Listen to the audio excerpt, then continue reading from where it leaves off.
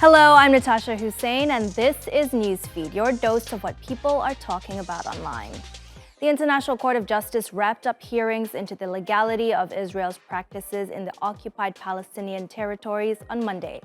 Over 50 nations and 3 international organizations made written and oral submissions to a panel of 15 judges. However, taking place amid Israel's continued attacks on Gaza, Tel Aviv's brutality since the offensive began in October took center stage. Speaker after speaker called on Israel to end its use of force and give Gazans some reprieve. Since the bombs started falling, more than 30,000 Palestinians have been killed. Large swathes of Gaza have been decimated, and more than half of the population is displaced and struggling to survive. While the hearing was about Israeli occupation, the nations used the platform to address the immense destruction in Gaza. They argue that Israel's occupation in the West Bank goes beyond protecting its borders. They say it's a form of ethnic and religious discrimination designed to relegate Palestinians to second-class citizens. They've also condemned the building of Israeli settlements in the West Bank. In a 5-page written submission, Israel rejected the accusations, calling it prejudicial and tendentious. It's the second time in weeks that Israel is being discussed at the ICJ after South Africa challenged Israel's actions in Gaza, calling it genocidal. Here's Melinda with the latest. If your social media feed is anything like mine, it will currently be dominated by discussions surrounding the conflict between Israel and Hamas. It's not just dominating the headlines, it's dominating our social media discussions, often in a very provocative way. In particular, one of the main things that people are discussing at the moment are what's going on in the building behind me. This is the International Court of Justice in The Hague, and it's currently hearing oral submissions from more than 50 countries on a matter brought to it by the United Nations. The UN has asked the ICJ to consider the legal consequences of Israel's policies and practices in the occupied Palestinian territories. Now, people have been discussing at great length what their countries have, or rather haven't, said while making their oral submissions to the court. The human rights lawyer Craig Mokaba wrote this statement in a tongue-in-cheek last line as he sums up the UK's stance on X. He wrote, "In other words, law does not apply to Israel, so stay out of it." Other people, though, have been more complimentary of their country's oral submissions to the Court of Justice. This picture has been cropping up. It says, "Osaka stands with Palestine." This image has been doing the rounds on social media ever since Japan made its oral submissions. It's expected the ICJ will take at least 6 months to release its non-binding advisory opinion on this matter. And between now and then, I am sure there'll be much more to discuss across our social media feeds as this story continues. Meanwhile, in Singapore, authorities are taking issue with pro-Palestine activism on social media. The Singaporean Home Affairs Ministry confirmed the government contacted 2 influencers to advise them about their posts. One of those influencers was lifestyle content creator Kamira Asrori. I was detained at Singapore Customs when I was on the way back from Kuala Lumpur. When I was at the counter, they took away my passport and they told me to wait. When I asked them what this was about, the officer refused to tell me. Later, another officer came and she took me to a room. And then they asked for my Instagram handle. So that is when I know what this was all about.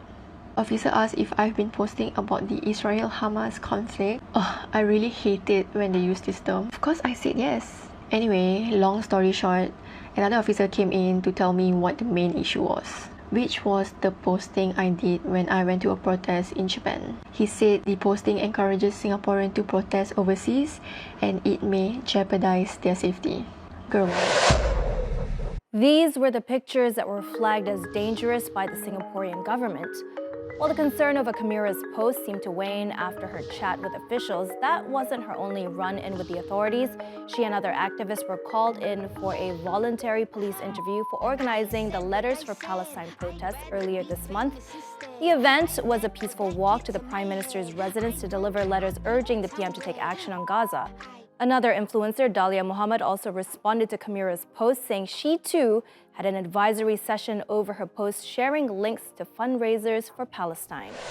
Meanwhile, former Singaporean President Halimah Yacob has taken to Facebook to condemn the atrocities in Gaza that have killed at least 30,000 civilians amid public outcry domestically over Singapore's neutral stance on the conflict.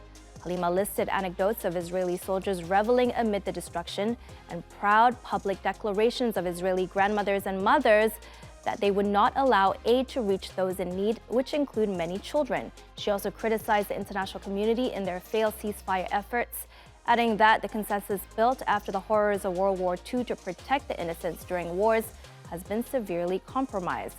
The world is forever changed. Singaporean Law and Home Affairs Minister K. Shanmugam reshared Halimah's Facebook post, saying, "Our ex-president has spoken powerfully and I agree with her." Shifting gears now, superhero movies used to be the highlight of popular culture, but lately there's been a change. These once superpowered films are not performing well at the box office anymore and are struggling to captivate audiences. Sony's Madam Web is just the latest flop, and it seems the era of superhero fatigue is upon us. Lara delves into why nobody cares about superheroes anymore and how studios could turn things around. Fix things. You can also destroy everything. Spoiler alert, Barry, aka Flash, ended up causing more trouble than fixing things. Not just on the screen, but at the box office too. Even a cameo of Michael Keaton's beloved Batman couldn't rescue the Flash. I'm Batman. And this wasn't a one-time slip for Warner Brothers. The movie studio's mishandling of DC properties has hit rock bottom with consecutive film failures in the past few years. When that light hits the sky, it's not just a call. It's a warning. Despite hits like The Batman and Joker, the brand is tarnished. We are Venom. Sony faced a roller coaster with Venom's rocky start in 2018. It made a slight recovery with its sequel in 2021, but the colossal flop of Morbius in 2022 became the butt of the joke. It's Morbid time. Madame Web, it turned out to be a disaster, killing Sony's plans for a new movie franchise. And the competition hasn't been spared. Even Marvel felt the weight of the superhero fatigue in 2023. Ant-Man and the Wasp: Quantumania was criticized for its poorly executed visual effects. Surprised to see me? And Thor: Love and Thunder divided fans with its offbeat humor. I'm invincible. The Marvels flopped and became the worst performing MCU film yet, reflecting declining quality and audience interest. People just can't be asked for the same formula over and over again.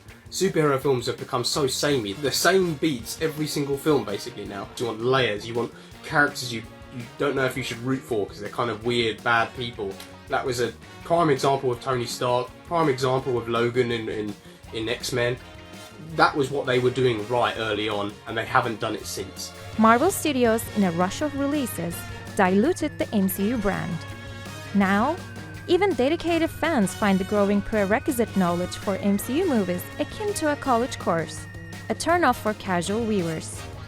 You know how much work you had to put into even understand what's going on in this movie? Because you had to watch Captain Marvel 1, you had to watch all of WandaVision, you had to watch the entire Ms. Marvel. So not only to just understand what the is going on in this movie, you had to watch like 19 hours worth of random. Instead of allowing room for exploration with standalone films, creativity, and deviations from cliched plots, we're trapped in an endless loop of expanding multiverses and timelines that even die-hard fans would struggle to untangle. How many times can the world be at stake? First the city was at stake, then the planet was at stake, now a universe is at stake, going forward the multiverse is at stake. Where do you go beyond that? I think the way to fix this moving forward is having more narrative-driven storytelling with a more grounded approach.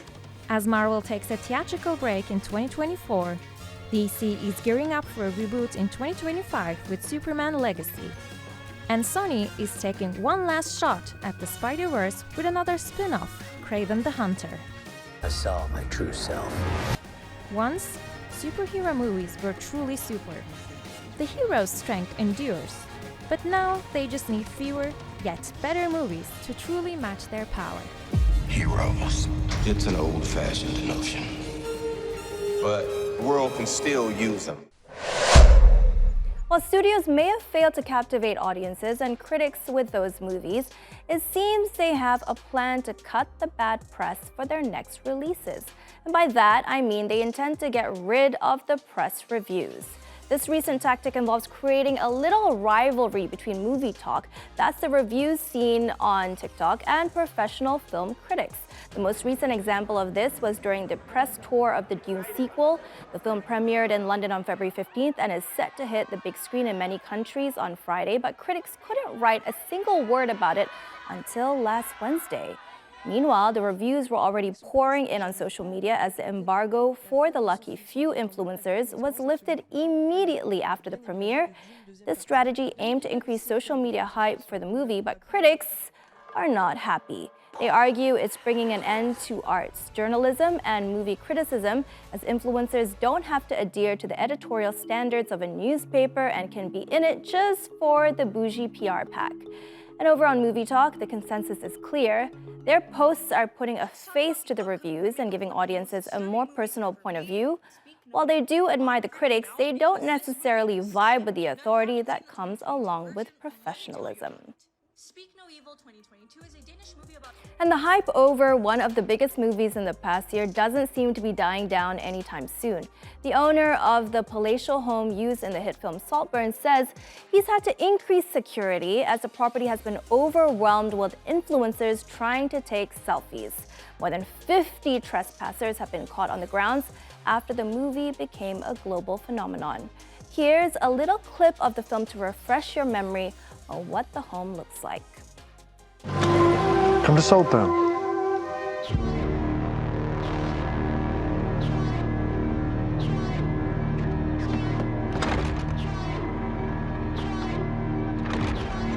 This is the long gallery.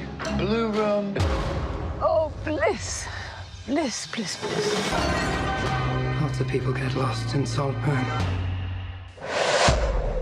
Charles Stopford Sackville says he was utterly unprepared for the intense attention his home would receive. The 700-year-old property in Northamptonshire had never been on screen before, but Sackville was paid an undisclosed sum to let cameras in the Grade 1 listed heritage property. The location of the Saltburn home was contractually kept a secret by the filmmakers, but media outlets and netizens were quick to identify the property. If you'd like to visit the Saltburn house in Northamptonshire, then follow me. You need to start at a place called Lowick and find the Snooty Fox pub where you can park in Lowick. Then you need to find this road, Drayton Road, go down this for a little while past these cottages. Then we went past some nice little horses on the left. Then over the river, there's a water feature on the left. Up this lane, there's parking at the end here, and then you get to the estate. And this is a public footpath, you can see here, right up past the side of the house. That TikTok by Rianne Williams sharing directions to the public footpath running across the Drayton house grounds has been viewed more than 3 million times. She says it's a shame Saltburn fans have been using the footpath to trespass onto the private property's grounds. People have even been traveling from other cities to film themselves dancing in front of the home featured in the dark comedy. Staff on the compound now conduct regular patrols to keep sightseers and trespassers at bay. Well, don't get lost at Saltburn. And that's our show. Find our latest stuff on YouTube and do subscribe to our channel. See you soon.